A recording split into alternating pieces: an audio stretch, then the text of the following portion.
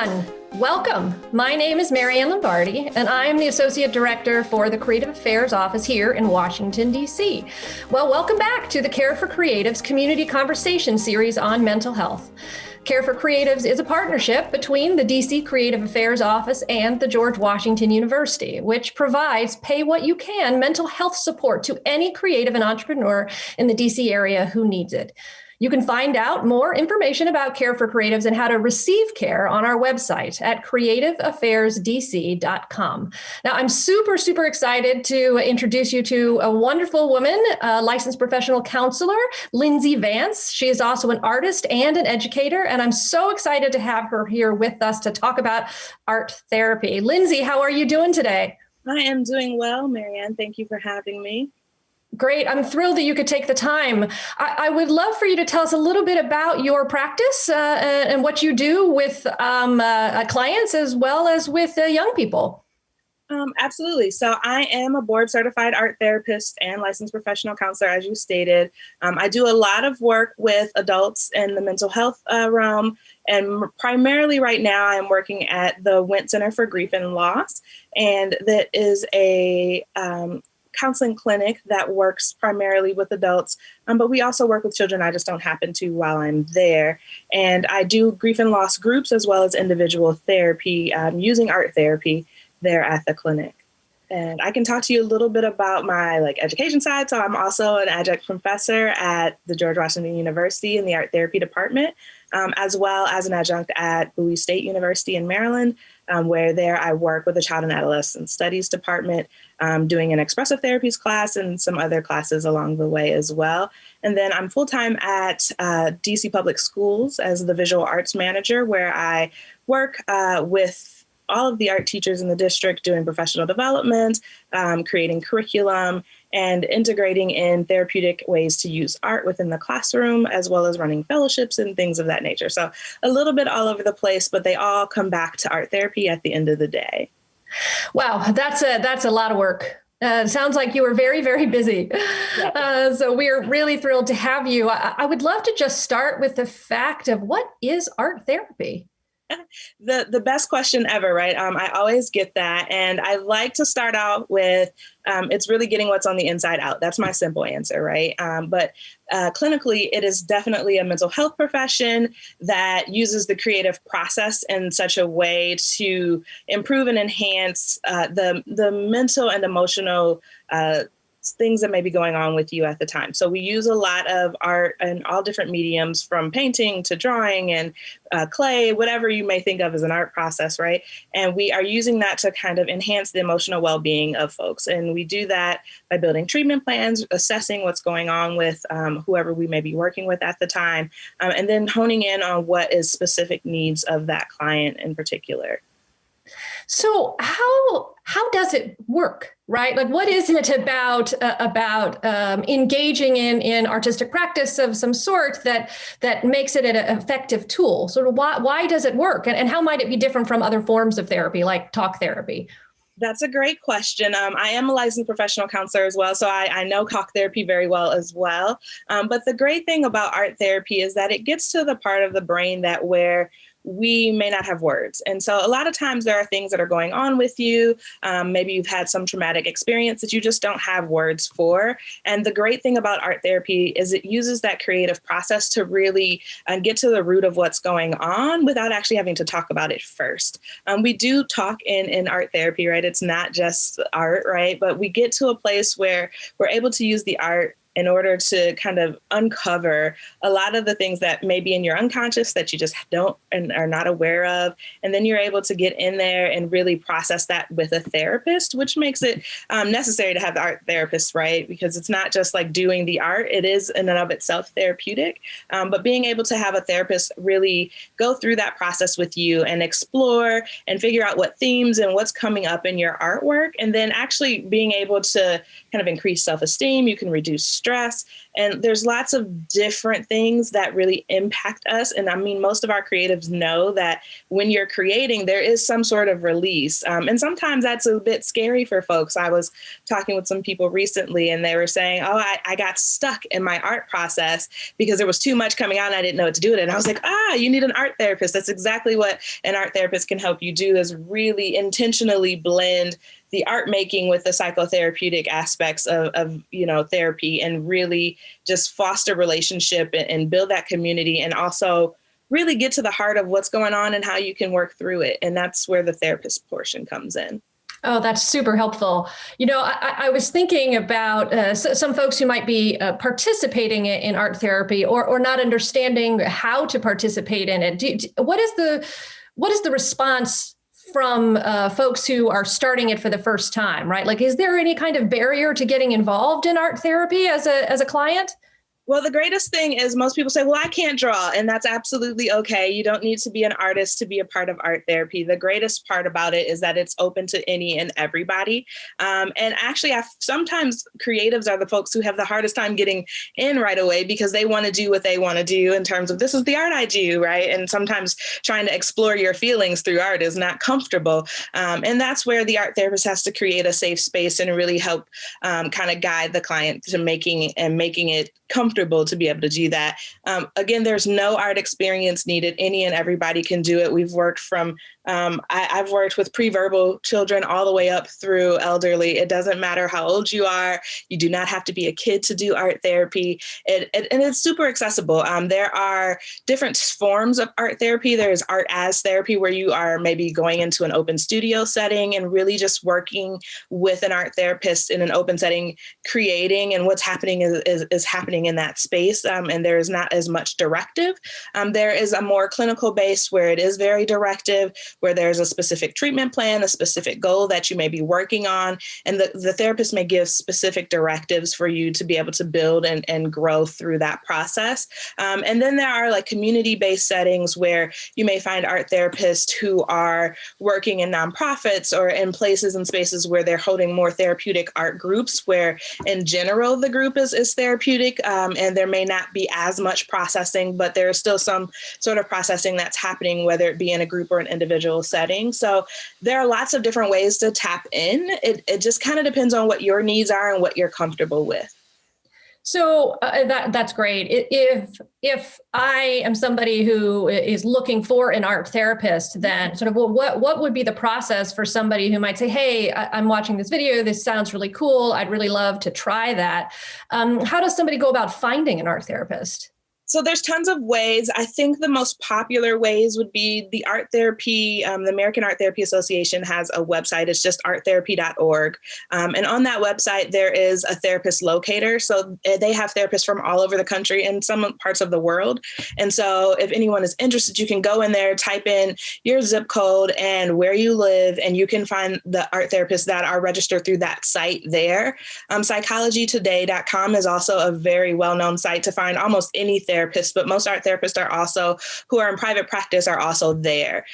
If there's a community organization or a clinic or somewhere that you already are a part of, there's likely an art therapist there. Many of the hospitals locally have art therapists located there as well. So sometimes you just have to ask, like, who's the clinical team? Are there art therapists on there, right? And many of the schools, DC Public Schools, for instance, has about 5 art therapists on staff who have caseloads throughout the city. So if there's, say, you have an IEP or a student with an IEP and they are looking specifically for art therapists, there are art therapists available in that way as well. And then you, like I said, you may find art therapists in private practice. You may find them in clinical settings, and they're kind of all over at this point, which is really, really good. That means people are really understanding and really seeing the value and the benefit of art therapy right now. So it's pretty easy. I have a website too with a lot of that information on there. It's myarttestimony.com with 1 T, so ARTESTIMONY.com. You can Google art therapists in your area and they'll likely come up. So depending on what kind of art therapist you're looking for, they're usually pretty easy to find, which I couldn't say a few years ago. I'm excited that I can say that now. Yeah, that's really exciting. I'm curious about what you said earlier about how, art allows you to get what is on the out, like on the inside out, and I'm curious if you could talk a little bit more specifically about why that is. Like, what is it about the act of creating that really helps us either process or feel, or how does that actually work? What is it about that works so well? Absolutely. So one of the main focuses that I work in is working with trauma survivors. And I think trauma is one of the things that we don't understand as much, but it is super, super prevalent. And so the more we're gaining understanding, we're also recognizing that creativity is the route to healing that trauma. And the reason for that is there's a small part in our brain called the Broca's area that is responsible for our speech and our language. When we experience traumatic events, that part of our brain actually shuts down. So we often just don't have the words for what's happened to us. We don't always have an understanding. And that way we can't talk about it. And the first thing we want to do is tell me what happened, right? Well, I can't tell you what happened because I don't quite understand what happened, but I have all these visuals. If you've heard of post-traumatic stress disorder, one of the main symptoms is having flashbacks, and it's a very vivid experience where you're seeing these visuals and now you're re-experiencing that trauma all over again, but it's stored visually. And so there are some techniques in art therapy that allow you to create a trauma narrative where you can actually work through that through the visuals only in order to be able to start to put words to that. And then you start to build bridges in your brain and connecting your neurons. I know I get a little scientific there, but it's absolutely fascinating if you get into it. And it's a way to build bridges in your brain. So now the both sides of your brain are able to connect better, and there's a better understanding of what your experiences are. Now you can actually put words to them after you've done the visual portion of it. And so it's a unique opportunity that I think we take for granted often, particularly as artists. Most artists have gone through and really tapped into like what's going on with them, but they don't always have that portion to be able to put the words to it after. And again, I think that's where the art therapist comes in handy to be able to pull out some of those insights and notice some of the things that may be showing up in the artwork. And we can ask questions about that and really explore and dig into what's coming out in that artwork, and then give some words to it so that there's some connection in that brain for you so that you can kind of work through and develop some new coping skills for those. Oh, wow. That's so helpful. I'm interested in, you mentioned earlier, this idea that creatives are actually the ones who have a harder time working with art therapy. Can you help us understand a little bit more as to why? Yeah. So why I say that is that we as creatives have a style, right? We have a way in which we work, and we want to really kind of dig deep into what's going on, but we want to do it in our own way, right? I'm a creative, so I'm going to speak for myself particularly. The first time I tried art therapy as a client, I was like, oh, this is hard. Like, I just want to do what I want to do. And I actually know how to create art without going there, right? Without digging into the feelings, without getting to the root of the causes, because as a creative, I'm able to mask that very, very well. And so I think that one of the things that's hardest for us is really letting go and trusting the process. And in therapy, you have to trust the process. You have to be okay letting whatever comes out, come out, even if it doesn't look a certain way, even if it's not beautiful. Again, in art therapy, you're not there to create beautiful artwork. That's not really what it's about. It's really about understanding what's happening in that process and really digging into the different tools and supports that you get along the way. And the final product may not look how you wanted to. And I think as creatives, we want to get to an end place sometimes that is, I want it to be beautiful. I want it to look a certain way. But sometimes your trauma is not beautiful and it comes out really ugly. And that's absolutely okay in art therapy. So that's one of the main reasons I think artists tend to kind of shy away from it is, and also having someone else tell you to try a different medium. Maybe you're a painter and now you got to use clay and you just don't want to. Right? You just don't, I'm a painter. I just want to paint. But sometimes being able to get into mediums that are not natural to us allow us to kind of dig deeper into what's going on. So, those are some of the reasons I would say. Yeah, that's so great. So for folks who may not be ready to reach out to an art therapist, but who could possibly start being creative, are there any tips that you might have for how people could start just being creative in ways that might be helping them with navigating some of the stress they may have or some of the anxiety or anything else that might be going on for them? Absolutely. One of the funnest ways I think is doing art with your non-dominant hand. It's probably something that you've never really thought about or even wanted to attempt, but just being free and allowing yourself to kind of scribble on a page and then looking into that page and seeing what you see. It's kind of like going outside and looking up into the clouds and noticing shapes and noticing forms, and just allow your unconscious to project onto that page what's there.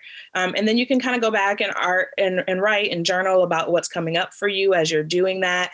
Beginning to just start noticing what colors you're drawn to, thinking about what those colors may mean for you, how they're connected to how you're feeling. And then there's a lot of resources out there. Again, the art therapy website has tons of resources of ways to kind of just dabble in and get started with art therapy. There's a great book, Leah Guzman, she's an art therapist who has a bunch of art therapy exercises in there that you can kind of do on your own. And it's very basic and simple. And she kind of gives you some questions to ask yourself after you've completed the artwork and the directives. And it's wonderful because it's like a precursor to art therapy. You start to get an understanding of what may be asked of you so that it's less scary to maybe go into a space with someone you don't know and tell them, whatever it is that you're going to tell them. And so you can start to do that with yourself first and kind of open up that space for yourself. Another thing that I think is really, really helpful for folks who are just trying to kind of explore through the art process is really just doing anything, right? Create. You have to create. A lot of times what happens is we get blocked and we get stuck and we don't want to create because we recognize that there are things coming up.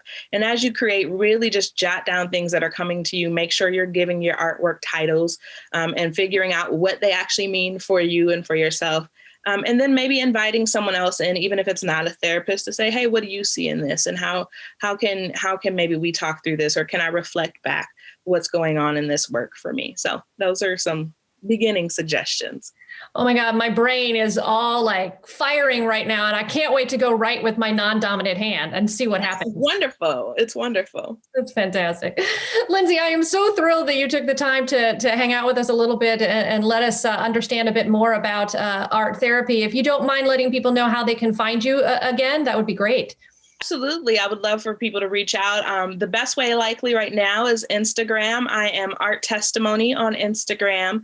And you can also find me at my website, which I'm getting ready to revamp. Looking forward to that. It's myarttestimony.com, www.myarttestimony.com. I'd love for you to reach out to me there. I have a contact form on there. As well as if you're looking for information about DC Public Schools and the arts department there, I am lindsey.vance at k12.dc.gov. So would love to hear feedback, chat more about art therapy, and share more any information that I might have. You mentioned that there's also some resources at GW that people can take advantage of. Absolutely. So GW has an art therapy clinic where there are students who are working there, second and third year students who are offering sliding scale rates for folks interested in exploring art therapy. And it's wonderful. It's a great clinic. There are great supervisors there who are really offering great services at a much, much reduced rate. And particularly if you don't have insurance, there's a sliding scale. So they will work with you. And it's a great place to get your feet wet in art therapy. That's so fantastic. Thank you so much, Lindsey. Absolutely. Thank you again for having me. And I hope that I was able to impart some knowledge on everyone about art therapy. And again, I'm open for more discussion and conversation as time goes on.